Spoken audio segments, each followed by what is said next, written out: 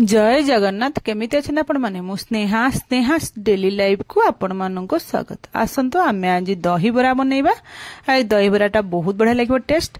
चलते आम बनैबा मु केमती बनाऊँ आपण माने देखंतु। तापय प्रथम एमती बिरी नै जिवे गोटे ग्लास ताको एमती पानी देकी आमे बतुरै दबा 5 ରୁ 6 घंटा पूरा बतुरै देबे। भल करी तले बिरी बतुरी जिवो ताको भल भाबे धोईकी आमे कोन करबा ना ताको ग्राइंडिंग करिया नबा। एठी देखौचंती आपण माने बरफ नैची आपण माने बिरी गमी छाणीला भलिया देकी ग्राइंडिंग जार पकई देबे। तापर से बरफ आ बरफ रे पानी गोळेकी रखिथिबे।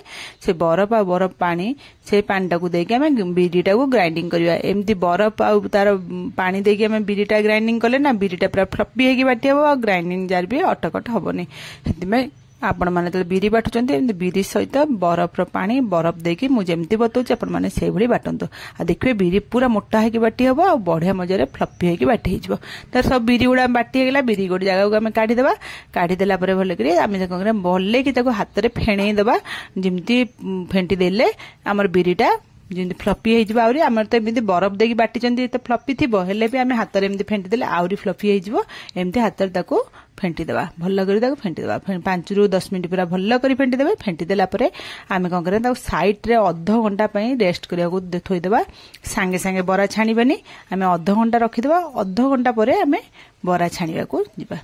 ता पई से भीतर मु दही रो गोटे जो आमर दही बरार जो दही गोड़ाटा तैयारी करिया दही पानी एटा हेदे मो दही गोटे पैकेट पूरा नै जाईची। गोटे पैकेट आधा लिटर दही गोटे नै आइछ। दही को मु कोन करछि ना एठी फेंटी देइछि भल भाबरे। दही केमती फेंटी देबे।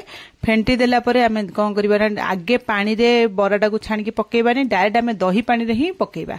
हेतले कि मो दहीटा को एमती फेंटी देबे।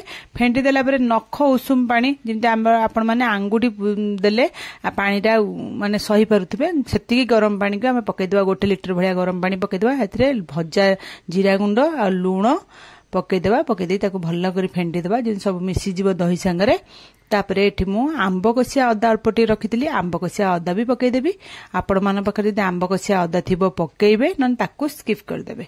आंब कसिया अदाटा कि पकेइले दही बराटा खाया गुटे भल लागे। हेते मु आंब कसिया अदा टिके पकई देछि। पकई के ताको भल्ला भाबरे गोळेइ देबा।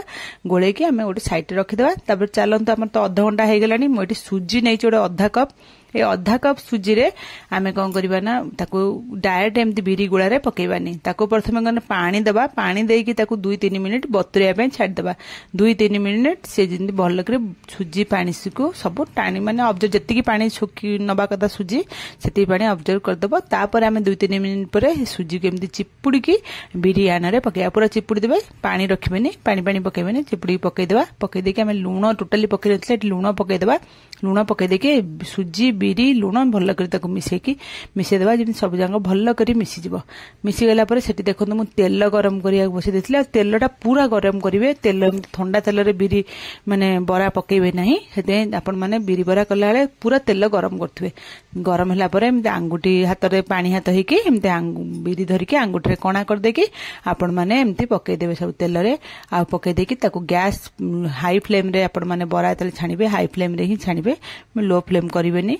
एमती हाई फ्लेम रे ताको एपट सेपट लेउटे की आमे ताको बरा गुडा छाणी देबा। देखंतु बरा हमर कलर बढ़िया मजा आसिलानी। एतिकी हमर हेला लुक बरा हे गेलानी। एबे सब बरा गुडा को हम काढी देबा। आ ए बरा काढला ना आपण माने एमती कड़ाई की टिके बराटा को रखि देबे ना सब तेल गुडा तार निगडी जिवो। आ टोटली तेल बरा रे रहिबोनी। आ सेही बराटा को हम डायरेक्ट गरम पानी रे दही हम एडी गोळे की रखितले ना उषुम पानी रे सेही पानी रे हम आनी की बरा गुडा को पकई देबा।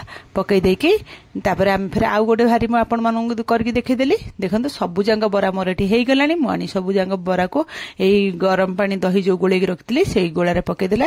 पकई देकी ताको बतुरै की घंटा टे पे छाडी देबे। घंटा टे परे हम कोन करिया हेतरे छुंको दे देबा।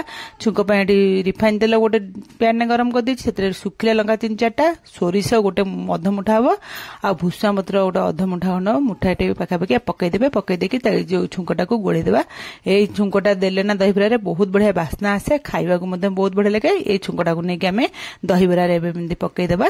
पकई देले परे तापर एमती चामच द्वारा आमे तादरे कोन करबा ना छुंको गुडा को भल करी दही बरा सहित मिसै देबा। सबुथरे भल करी हे जिवो। आ मिसै देला परे आमे हेतरे लंका भजा लंका गुंड टिके पकईदेबा अधा चामच पाखापी पकईदेबे भजा जीरा गुंड गोटे अधा चामच उपर पकईदेबे एटा पकईदेले बास्ना बढ़िया आसो खाइबा बहुत बढ़िया लगे ये दहीबराटा ना आपण मैंने एमती खाली भी खाई पारिबे आलुदम सहित भी खाई पारिबे बहुत बढ़िया लगे भल लगे मो चैनल को लाइक शेयर सब्सक्राइब निश्चय करेंगे कमेंट माध्यम मते निश्चय जानवे आज रेसिपीटी आपण मानू केमिति लगिला देखो मुझे आपण मानू दहीबराटा बाढ़ी देखौछि देखिपे ये दहीबराटा केते टेस्ट होइतबो दही सांगरे एकाथरे आपण माने दहीबरा बतरांतु देखिबे बरा भितरे पूरा दही पसी रही खाइबा बढ़िया लगे पानी न बतरेकी आपण माने डायरेक्ट दही रे बतर दियंतु। रहुची जय जगन्नाथ।